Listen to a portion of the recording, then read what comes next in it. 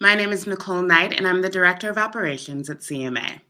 I'm coming to you from the unceded land of the Wappinger, Paugussett, and Mohican people, known today as Waterbury, Connecticut. CMA has partnered with Wallace for many years on our audience engagement resources, and we are grateful for their continued support. And now, without further ado, here are Kika Wright and Armando Castellano. Hi, Armando. Hi. How's it going? My name is Kika Wright, and I am the music programs manager for the Bronx Arts Ensemble. I'm also a wind teaching artist for Bronx Arts Ensemble, and I work as a professional bassoonist and active chamber musician here in New York City and in my beloved hometown of Pittsburgh, Pennsylvania, and I use she, her pronouns. Okay, so my name is Armando Castellano. As a musician, I'm a French horn player, and I'm the founder and director of Quinteto Latino.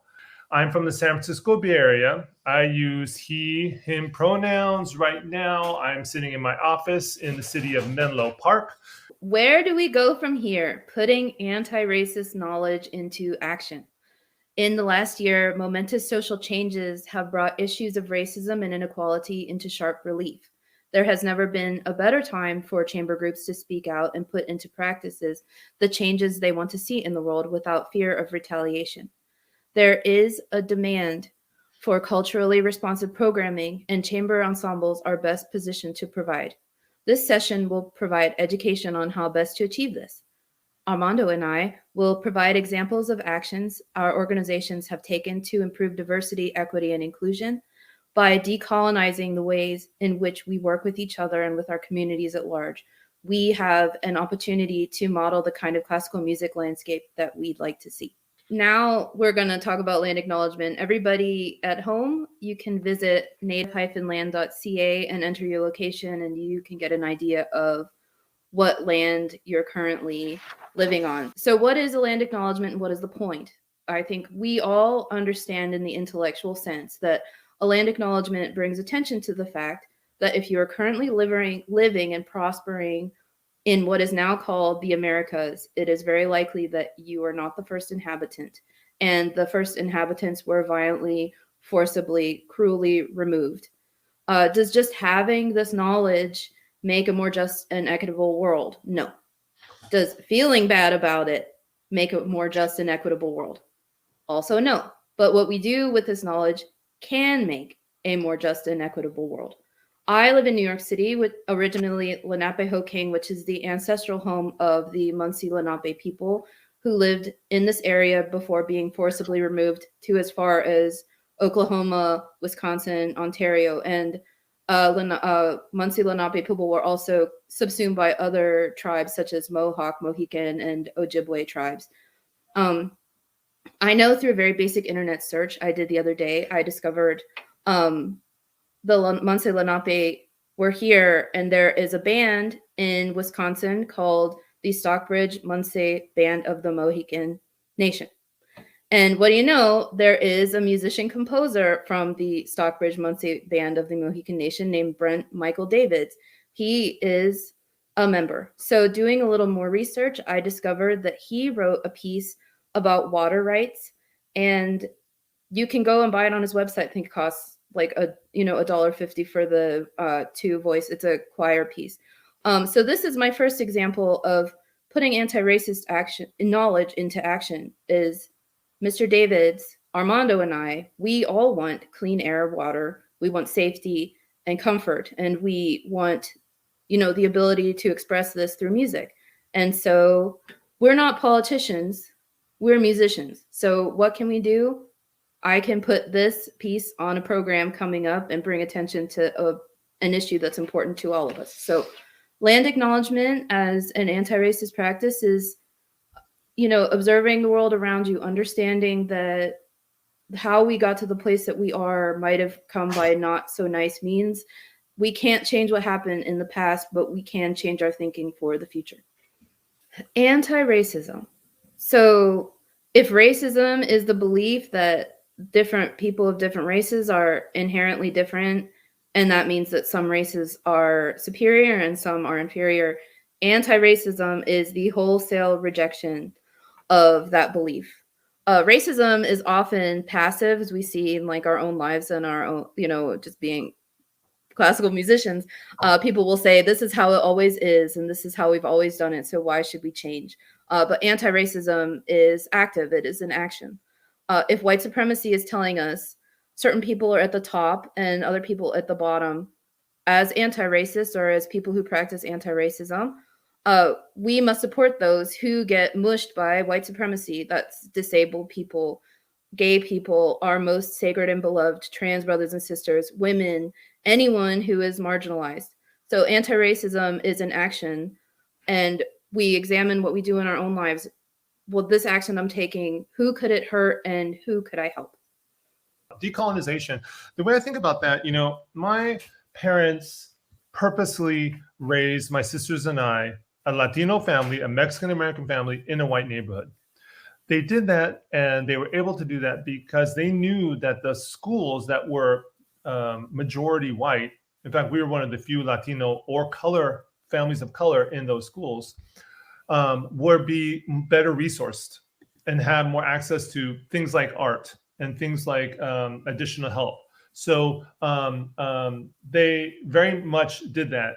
And all the way through high school, I went to music school. I went to a conservatory. I went to a UC system in California, music school. So I got the, most Western, Euro-centered, colonized curriculum that money could buy. Okay. And therefore, after all that education, as a professional man of color, I need to decolonize myself even every day. It's about what non-Western sensibilities around communication, about programming, about audience development, about community partnership, what non-Western forms should I internalize? Should I try? Should I work with? That doesn't mean I'm not a Western classical artist. I can be a Western classical artist and partner and communicate and program in a non-Western way and work in a non-Western way. So it's about decolonize my own practices around communication, around performance, around partnership, around community building, around power sharing, and all those practices, decolonization. Okay, last one, culturally responsive programming. Sorry, Great. Go ahead. No problem. So like Armando said, if anti-racism is the goal, then decolonization is the method. So we're talking about culturally responsive programming, which is something I talk about at my job, like literally every day. For us at Bronx Arts Ensemble, it means creating relationship with people in our surrounding communities, coming to understand their needs and meeting those needs. For example, Bronx Arts Ensemble has teaching artists in 40 schools in the Bronx, and they're not all teaching clarinet like me. We have yoga teaching artists, we have capoeira teaching artists, we have African dance and drumming, more than one. They're like the funnest people. And we have acting, classical music, non-Western music, hip hop, vocal. So that is a response to the needs of the people in the Bronx. Not everybody wants to play the clarinet. We offer them the choice. If that's something they want to try, then they can. But if they want African dance and drumming in their school, then that's something that we can provide to them. So, and then with the music programming part, if, a plurality of people who live in the Bronx are Latino. And so that is a focus of mine as music programs manager, offering music from Latinos. Interpersonal anti-racist practices. So what this means is essentially, what do Kika and I do in our relationships between people, between individuals specifically?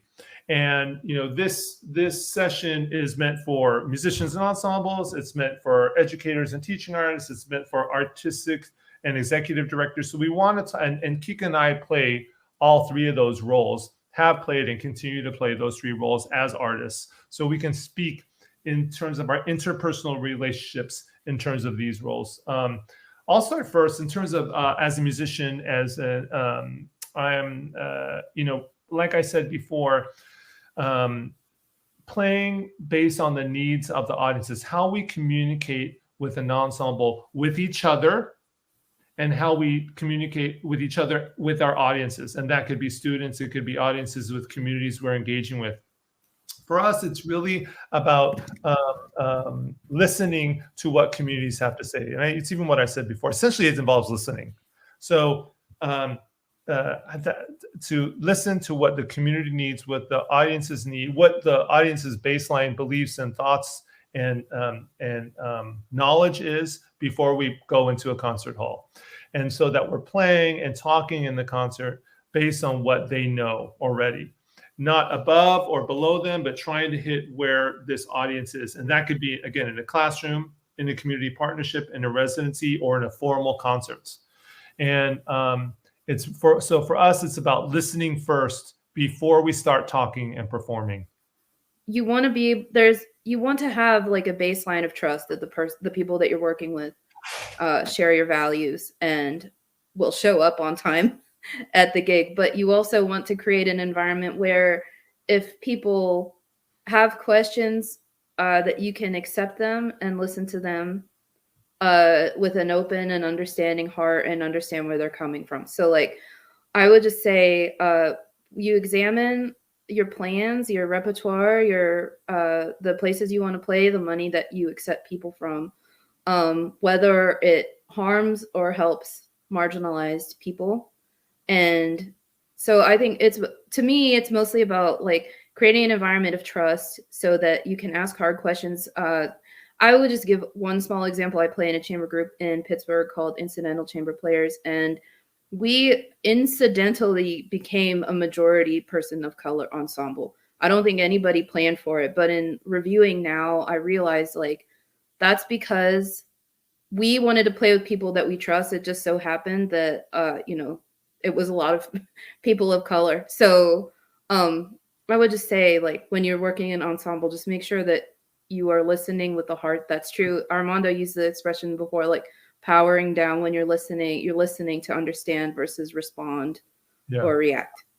I know like when we work with other musicians and have musicians come work with us or building other ensembles, actually the conversation always starts with a values conversation, and like if we like each other as human beings and we have similar value sets and care about social change in the same way, and if that's our baseline, it always turns out great, the partnerships.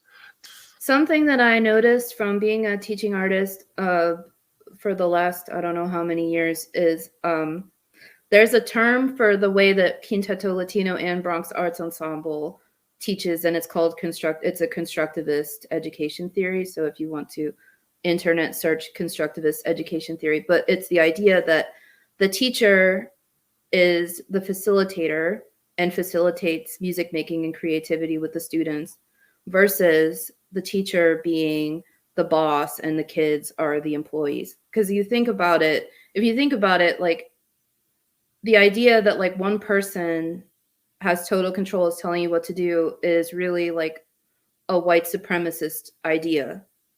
Like music making should be together, and we should at least aim for that. In a classroom where you 30 kids who are screaming, there are ways to do it.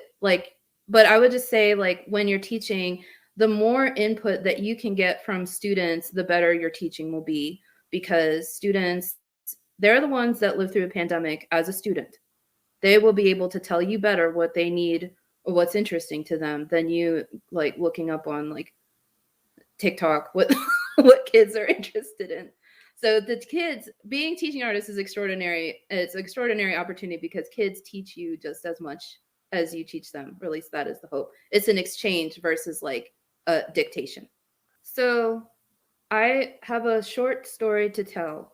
I moved to New York City and I was looking for a job, and Bronx Arts Ensemble was hiring teaching artists. And so I applied to the job of Bronx Arts Ensemble teaching artist, and I got the job, and I taught, it was like just in the months before the pandemic, I taught at a couple great schools. And then when we went to virtual, my boss, Judith Insel, the most extraordinary woman alive, said, "Hey, do you want to give a recital for Black History Month?" And it was solo bassoon recital online with an actor who read some poems. It was really cool. Anyway, I went on TV in the Bronx on a channel called BronxNet, and I gave an interview before the recital, and Judith was at the interview too.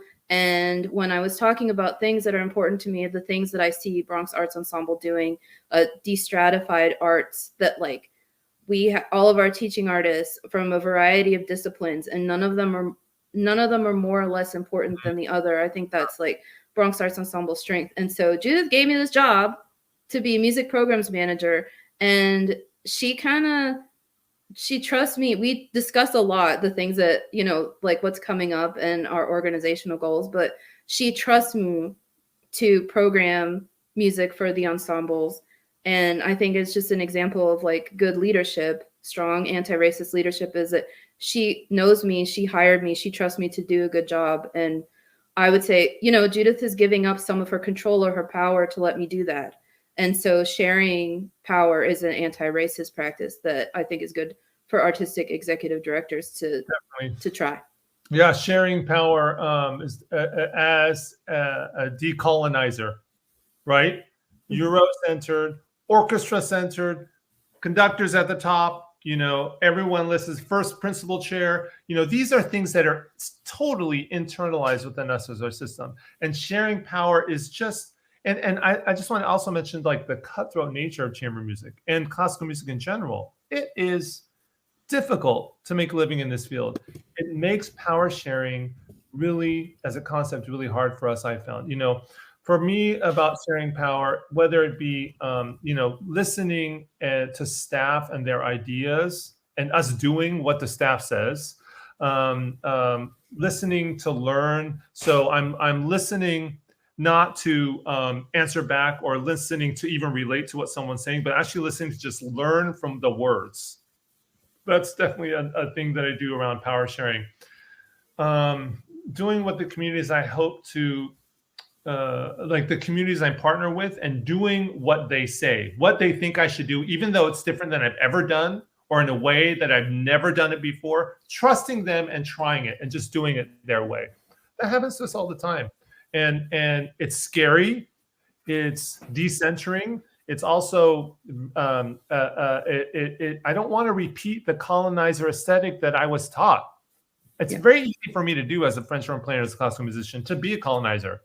Every day. So out in the world in general, especially living in places like New York City or serving a community like the Bronx, I will have an understanding gap. There is a truth of one person and the truth of my person. And somewhere in the middle, there is like a misunderstanding. And so being really cognizant of those and, you know, just thinking, I kind of thinking is like you're healing your brain or your heart from like thinking negatively or antagonistically about someone because of for a reason that someone else has told you. I don't know if this makes any sense, but it's the idea that like white supremacists have told us ABC, or white supremacy has told us ABC. And then I can either accept ABC or I can question ABC. I can change, you know, my behaviors. So right now, an area where I am currently having a major gap. Constantly question your own practice and how you see the world yourself. Right.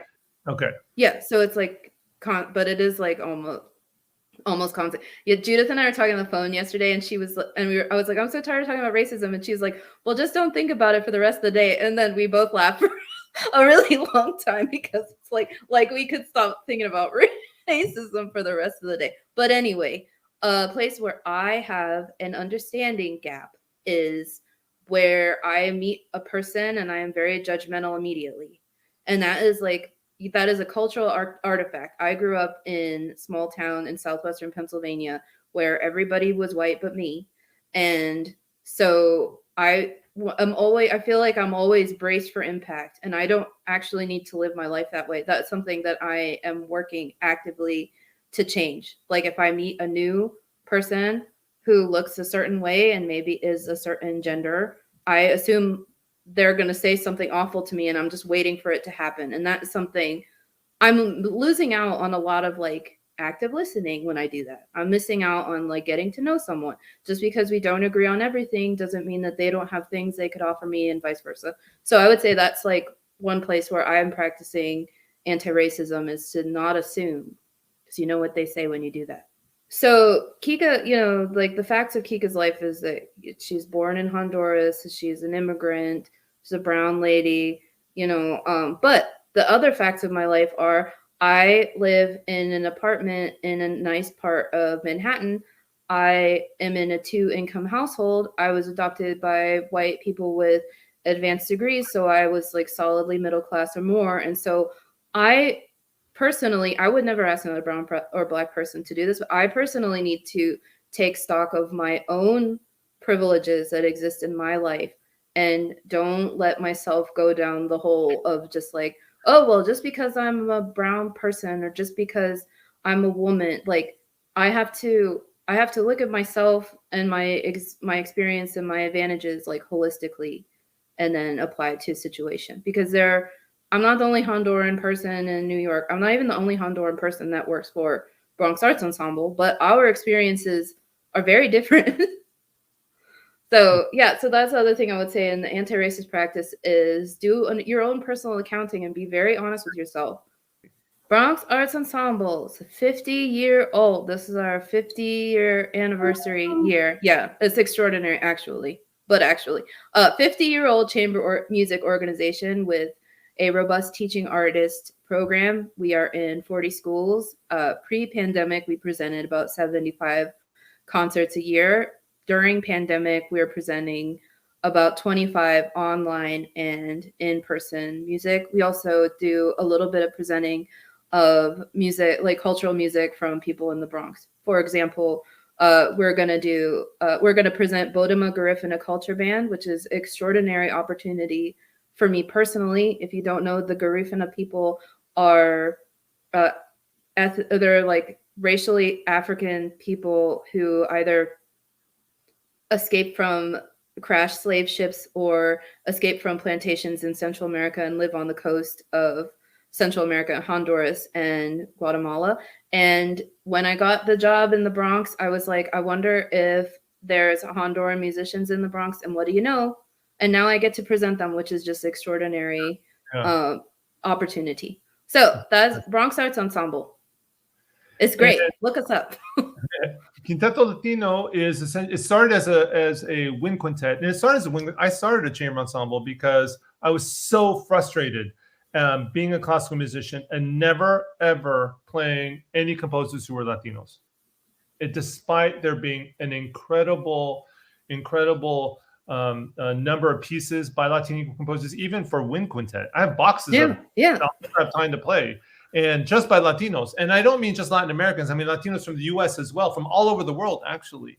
And it started as a way for me to be able to express that part of my identity and my DNA and my personhood as a Mexicano American, as a Mexican American, as a Latino, as a Latinx. And it turned into that the classical music really needed a place that could support Latino identity in classical music. So now we're not only the performance of exclusively Latino composers, we're advocacy and we're education. And really it's about how do we retain, retain, and acknowledge the cultures and identities of Latino staff, of Latino board members, of Latino funders, of Latino musicians, and sharing the tools of how to do that. That's what Quinteto Latino does. So organization, anti-racist practices. What are some of the things that Bronx Arts Ensemble as an organization does in terms of anti-racist practices? So I would say particular strength of Bronx Arts Ensemble is our diversity of leadership. Like I said before, there is another, actually I think there's 3 Hondurans that work at Bronx Arts Ensemble. Our deputy director is a Honduran woman, Mayra Medina, extraordinary person. Our executive director is Judith Insel, who's also an extraordinary person.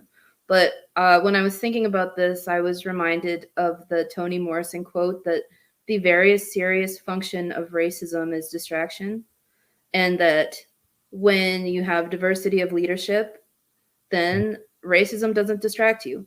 And, you know, with Bronx Arts Ensemble, we've been able to achieve, we just had a meeting yesterday. It's like so exciting. We just have so much cool stuff coming down because we're not limiting our thinking. And that is because, the people in leadership positions at Bronx Arts Ensemble care about the community deeply and care about getting, music and good art into the community. And so I think if you have a diversity of leadership, and that doesn't even just mean like hire a bunch of brown people or black people.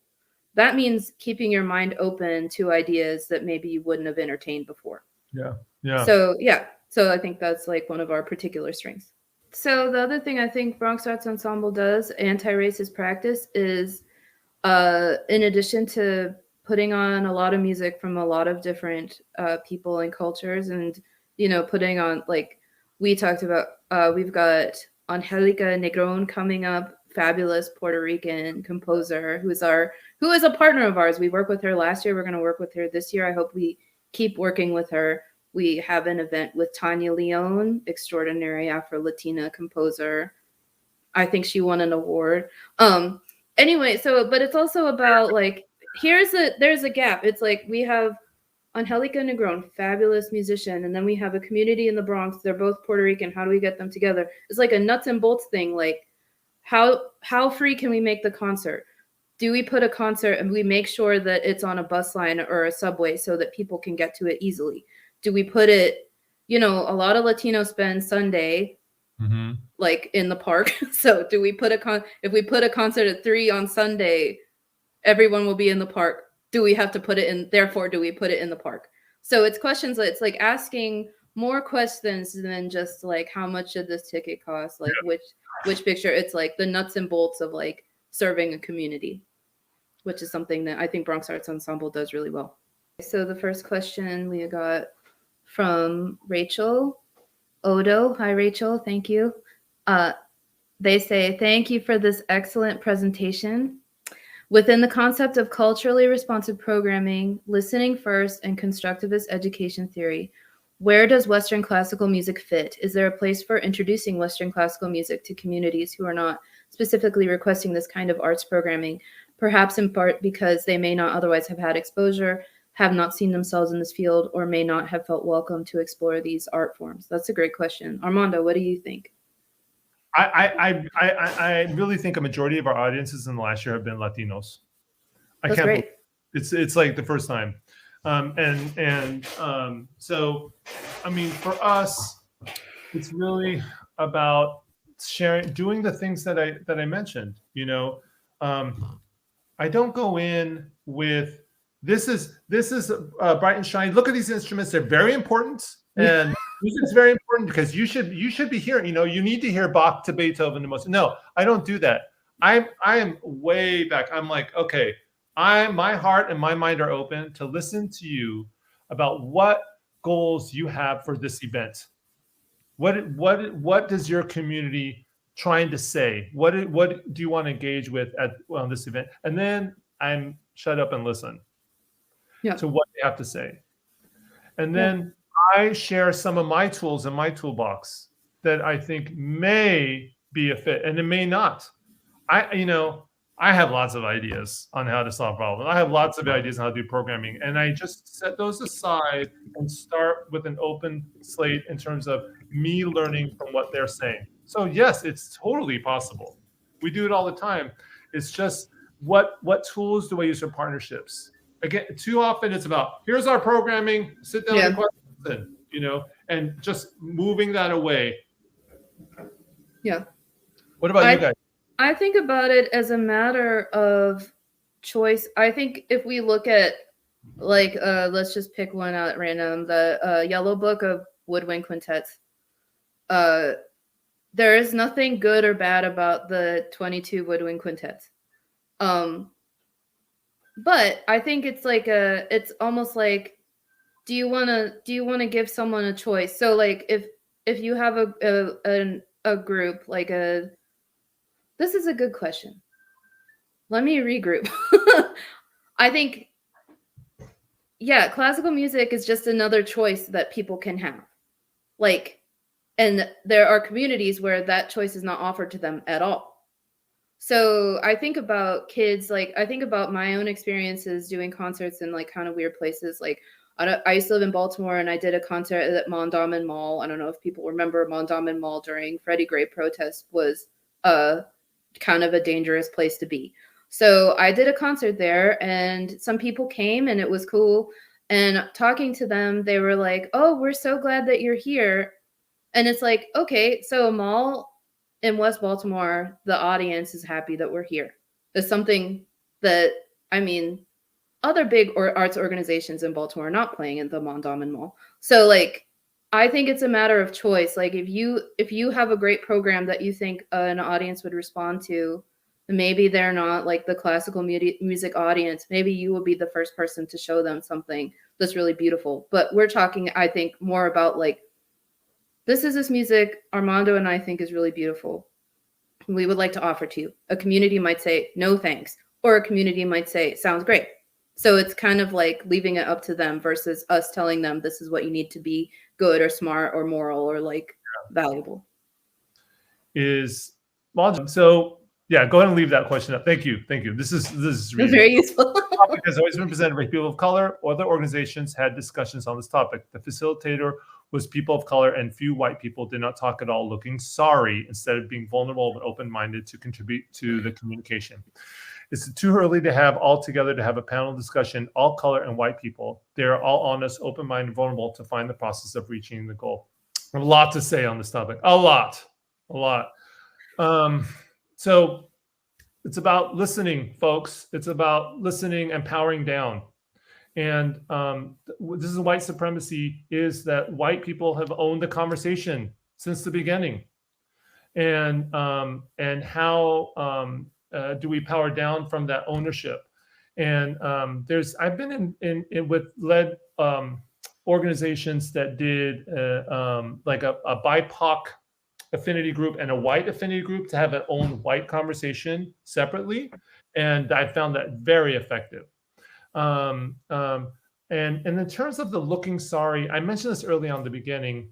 One of the first things I do as a facilitator and as a consultant in sharing these practices with arts organizations and with leaders is around acknowledging our powers and privileges. But that's like not the important part. The important part is, how does it make us feel? How does it feel to acknowledge those power and privileges? How do you think it feels for others who don't have them? And imagining that. And that is a difficult place to be. And to ultimately acknowledge that we gain these power and privileges on the backs of BIPOC communities. That doesn't feel good. It doesn't feel good for me either, because I did the same thing. So yeah. I don't know. Do you have anything to offer about this question? Thanks, Miyoko, for the question. I really appreciate it. Okay. Miyoko, yes. Saying all this. Go ahead. So, I don't think I think this is like a personal decision that every person of color has to make for themselves if they feel like they're ready to talk it out with white people. Because like I know over the last over the last couple of years, especially in 2020, the summer of 2020, when things were again popping off. Like from my own life, I couldn't even get onto the street that I live without a pay stub or proof that I lived there. I was trying because, for various different reasons, I live on the same street as like the mayor, so the street was shut down by the police, and I watched my very cool white husband walk right through the barrier, and then a cop grabbed me by the arm in a pandemic. So and then he's like, "Where do you think you're going?" And it's like I was walking like hand in hand with my white spouse, and I got grabbed by someone. How is it fair for me to have to go to a meeting with white people who maybe their consciousness aren't raised, and explain that to them, and for them to come back and say, "Oh, well, maybe you just don't understand," or you don't want something bad to happen to the mayor. It's like Armando said, it's about how you feel about it. That made me feel really bad, as you can imagine. So it's I would say if you think there's value in talking to, and I want to say there are a lot of white people who are like, who are down with the cause and who have like caught the vibe. But there are some that are not, and you have to decide for yourself if that's something you want to put yourself in the middle of, because it's also very draining to have to explain racism to people over and over again. Like Toni Morrison said, the function of racism is distraction. I want to just express gratitude and just a final reflection. First to Chamber Music America for taking on these topics for these last years and just changing the field, being a leader in the field on these issues. I did not say racism in the field until the first time was at a Chamber Music America conference. I think it was 3 years ago. I didn't use the word racism. Sure. Right? Like, and what word did you use instead? Did you use implicit bias? What word did you use instead? All kinds of like coded words. I'm not even gonna say them. We don't need to. I finally say it, and then I would say white supremacy. Like, this is like another benchmark that I'm even allowed to say it. Yeah. I'm just so grateful because it's there and it's present. It doesn't make us bad people. It's just like, let's deal with it. Yeah. What final comment? We want music to last for another 100 years, and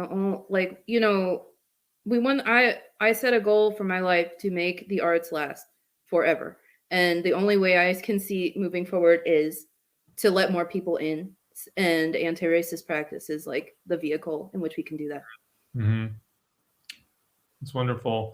Thank you, Chamber Music America. Thank you, Kevin and Nicole, for all your organizing. And I hope that we can see each other in the field live soon enough, everybody. Yep, thank you. Yay. All right. Right on time. Right on time. Thank you. Thank you, Kika. Thank you, Armando. Thank you for your vulnerability, for drawing from your personal experiences and sharing these tangible takeaways and resources with us. So thank you. Thank you so much.